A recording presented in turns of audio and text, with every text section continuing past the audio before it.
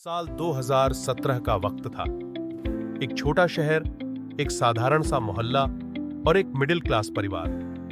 घर में सब कुछ था, छत थी, बिजली थी, पानी था, लेकिन मन में सुकून नहीं था। उस घर का सबसे बड़ा बेटा अमन हर महीने की पहली तारीख से ही टेंशन में आ जाता था। सैलरी आती थी, अकाउंट में दिखती थी, लेकिन टिकती नहीं थी।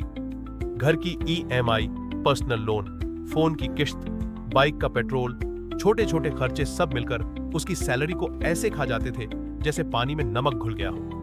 बाहर से लोग कहते थे, सेटल है यार, नौकरी है, गाड़ी है, घर है। लेकिन अमन जानता था ये सारी चीजें उसे ऊपर नहीं उठा रही, बल्कि धीरे धीरे डुबो रही थीं। एक रात वह छत पर खड़ा था। नीचे उसकी बाइक पार्किंग में खड़ी थी। पिछले हफ्ते उसने बाइक सिर्फ एक बार चलाई थी, लेकिन EMI पूरे महीने कट रही थी।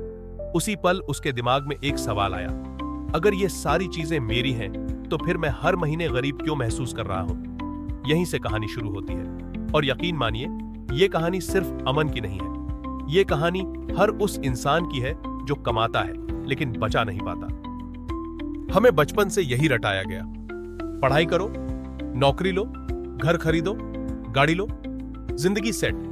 लेकिन कोई नहीं बताता कि अगर आपकी कमाई से ज्यादा तेज आपके खर्चे बढ़ रहे हैं, तो आप कितनी भी मेहनत कर लें, फाइनेंशियल आजादी नहीं मिलेगी। समस्या यह नहीं कि हम कम कमा रहे हैं, समस्या यह है कि हम जो खरीद रहे हैं वो हमें कुछ वापस नहीं दे रहा। यहीं पर आता है वो शब्द जिसे लोग सिर्फ किताबों में पढ़ते हैं, एसेट और लायबिलिटी। सीधी भाषा में समझिए, एसेट मतलब जो आपकी जेब में पैसे डाले, लायबिलिटी मतलब जो आपकी जेब से पैसे निकाले, बस।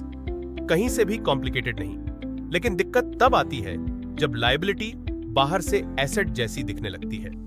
बड़ा घर एसेट लगता है, नई कार एसेट लगती है, महंगा फोन, स्टेटस लगता है, डिग्री, सिक्योरिटी लगती है। अगर ये चीजें हर महीने पैसे खा रही हैं और बदले में कुछ कमा कर नहीं दे रही, तो ये सिर्फ महंगे बोझ हैं। अब एक बहुत जरूरी उदाहरण, बैंकिंग सिस्टम। जब आप बैंक में पैसा जमा करते हैं तो आपको लगता है मैंने बैंक को पैसा दे दिया, बैंक के पास एसेट आ गया। लेकिन रियलिटी में वही पैसा बैंक की किताबों में लायबिलिटी होता है। क्यों?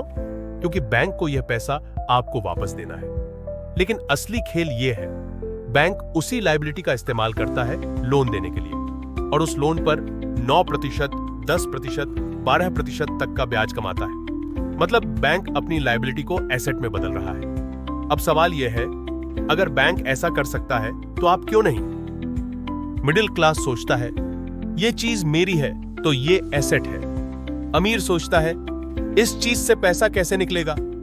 मिडिल क्लास ओनरशिप पर खुश होता है, अमीर कैश फ्लो पर फोकस करता है। इसीलिए आप देखेंगे कि अच्छी सैलरी वाले लोग भी हमेशा परेशान रहते हैं, और कुछ लोग साधारण इनकम के साथ भी फाइनेंशियली रिलैक्स्ड रहते हैं। क्यों? क्योंकि एक को खर्च बढ़ाना आता है और दूसरे को कमाई बनाना आता है। भारत में घर को ऑलमोस्ट भगवान जैसा माना जाता है। अपना घर हो तो जिंदगी सेट। लेकिन फाइनेंशियल नजर से देखिए, घर सिर्फ घर नहीं होता। घर मतलब टैक्स, मेंटेनेंस, रिपेयर, EMI और ऊपर से रिनोवेशन। हर साल लाखों रुपए बाहर। अगर वही घर सिर्फ रहने के लिए है तो वो लायबिलिटी है। अब कहानी बदलते हैं। एक स्कूल टीचर था, छोटे शहर में रहता था, सैलरी लिमिटेड थी, घर अपना था, लेकिन घर का ऊपर वाला हिस्सा खाली था। वह सालों तक सिर्फ धूल खाता रहा। एक दिन किसी ने कहा, PG बना दो, बाहर से पढ़ने वाले बच्चे ढूंढ रहे हैं। उसने ज्यादा नहीं सोचा, 2 कमरे, बेसिक सेटअप और किराए पर दे दिया। पहले महीने 10,000, फिर 15,000, फिर 20,000। घर वही था, जगह वही थी, फर्क सिर्फ सोच का था। जिस दिन आप गाड़ी खरीदते हो, उसी दिन से उसकी वैल्यू गिरने लगती है। EMI वो पूरे जोश में कटती रहती है। अब सोचिए, आपकी गाड़ी दिन के कितने घंटे चलती है? 1 से 2 घंटे। बाकी समय पार्किंग में खड़ी और पैसे खा रही है। अब वही गाड़ी अगर वीकेंड पर रेंट पर चलने लगे, कैब सर्विस में लगे, डिलीवरी में लगे, तो क्या होगा? खर्च कमाई में बदल सकता है। गाड़ी बदली नहीं, नजरिया बदला। आज हर किसी के हाथ में सबसे पावरफुल टूल है फोन प्लस इंटरनेट। लेकिन 90% लोग इससे सिर्फ स्क्रॉल करते हैं। फर्क देखिए, एक इंसान रील्स देखता है, वीडियोस कंज्यूम करता है, मीम्स फॉरवर्ड करता है। दूसरा इंसान वही फोन और इंटरनेट लेकिन कंटेंट बनाता है, सर्विस देता है, ऑडियंस बिल्ड करता है। दोनों के हाथ में सेम चीज है। रिजल्ट जमीन आसमान। फोन तब तक लायबिलिटी है जब तक उसे इनकम नहीं निकलती है। डिग्री अपने आप में कुछ नहीं है, वो सिर्फ एंट्री टिकट है।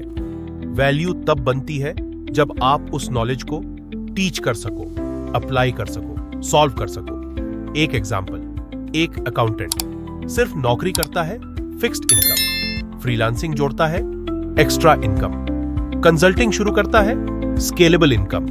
स्किल वही, सोच अलग। हम बचपन से सुनते हैं लोन बुरा होता है। सच आधा है।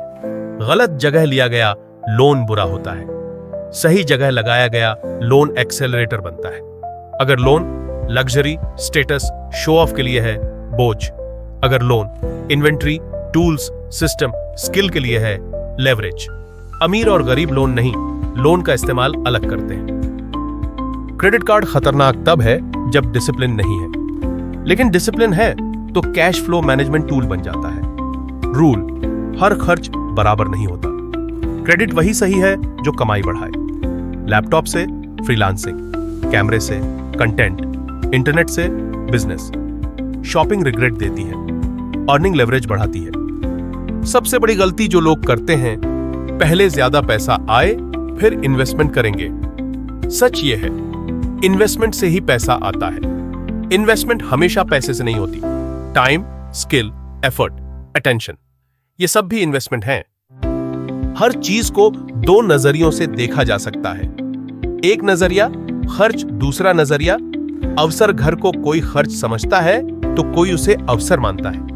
कार को कोई खर्च कहता है तो कोई उसे एक सिस्टम बनाता है। फोन किसी के लिए ध्यान भटकाने वाली चीज है तो किसी के लिए वही काम करने का टूल है। डिग्री किसी के लिए सिर्फ कागज है तो किसी के लिए वही एक प्रोडक्ट है। आप जिस नजर से देखते हैं वही आपकी सोच बनती है और वही आपका भविष्य तय करती है। एयरबीएनबी ने घर नहीं खरीदे, उबर ने गाड़ियां नहीं खरीदी, कंटेंट क्रिएटर्स ने स्टूडियो से शुरुआत नहीं की। उन्होंने एग्जिस्टिंग चीजों को इनकम मशीन बनाया। सवाल, आपके पास अभी क्या है? घर, बाइक, फोन, स्किल। अब सवाल, क्या ये आपके लिए काम कर रहे हैं या आप इनके लिए काम कर रहे हैं? असेट और लायबिलिटी कोई फिक्स्ड चीजें नहीं है, ये आपकी सोच से बदलती हैं। एक खाली कमरा, एक खड़ी बाइक, एक सीखी हुई स्किल या तो बोझ बन सकती है या फ्यूचर बना सकती है। फर्क सिर्फ नजरिए का है। अगर आज आप फाइनेंशियली स्टक हो तो खुद को कमजोर मत समझिए, बस इतना समझिए आपने अभी तक चीजों को गलत एंगल से देखा है। जिस दिन आपने लायबिलिटी को इनकम मशीन बनाना सीख लिया, उसी दिन गेम बदल जाएगा। अगर यह वीडियो सोचने पर मजबूर करे तो इसे उन लोगों तक पहुंचाइए जो मेहनत तो कर रहे हैं लेकिन आगे नहीं बढ़ पा रहे। चैनल को सब्सक्राइब कीजिए क्योंकि यहां बात मोटिवेशन नहीं, ट्रांसफॉर्मेशन की होती है। धन्यवाद।